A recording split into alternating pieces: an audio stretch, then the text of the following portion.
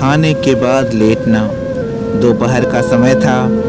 राजा अकबर अपने दरबार में बैठे कुछ सोच रहे थे।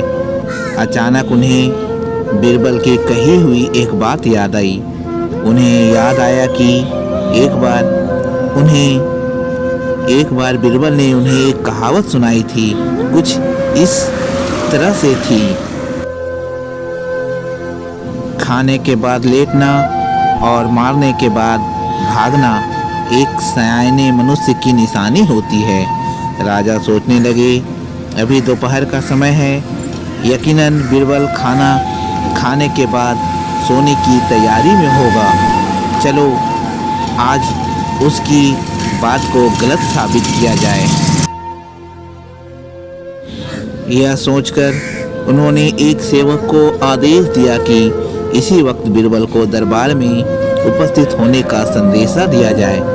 बीरबल अभी खाना खाकर बैठे ही थे कि सेवक राजा के आदेश लेकर बीरबल के पास पहुंचा।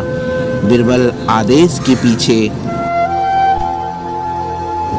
छिपे राजा की मंशा भली भांति समझ गए। उन्होंने सेवक से कहा, तुम थोड़ी देर रुको, मैं कपड़े बदलकर तुम्हारे साथ ही चलता हूँ। अंदर जाकर बीरबल ने अपने लिए एक तंग पजामा चुना। पजामा तंग था तो उसे पहनने के लिए उन्हें बिस्तर पर लेटना पड़ा। पजामे को पहनने का बहाना बनाकर वे थोड़ी देर बिस्तर पर ही लेटे रहे और फिर सेवक के साथ दरबार की ओर चल दिए। दरबार में राजा बीरबल की ही राह देख रहे थे। उनके वहां पहुंचते ही राजा ने पूछा, क्यों बीरबल, आज खाने के बाद लेटे थे या नहीं? बीरबल ने जवाब दिया, जी महाराज, जरूर लेटा था। यह सुनकर राजा को बहुत गुस्सा आया।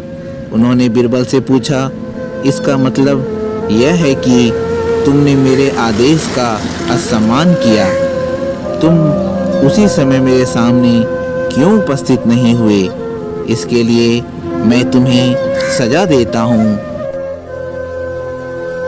बीरबल ने तुरंत जवाब दिया, महाराज, ये सच है कि मैं थोड़ी देर लेटा था, लेकिन मैंने आपके आदेश की अवहेलना नहीं की है।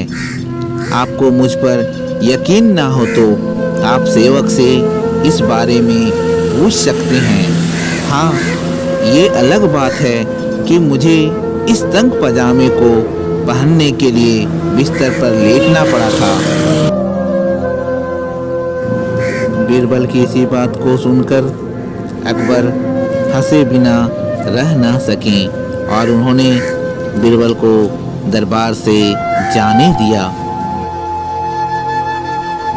कहानी से सीख।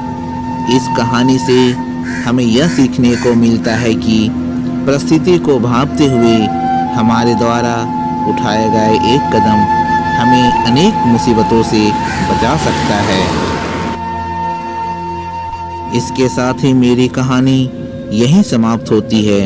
यदि आपको मेरी ये कहानी अच्छी लगी हो तो मेरे चैनल को सब्सक्राइब करके बेल पे क्लिक करके ऑल पे क्लिक करें, ताकि मेरी हर वीडियो की नोटिफिकेशन आपके तक आती रहे और आप मेरी हर वीडियो का आनंद लेते रहें। नमस्कार।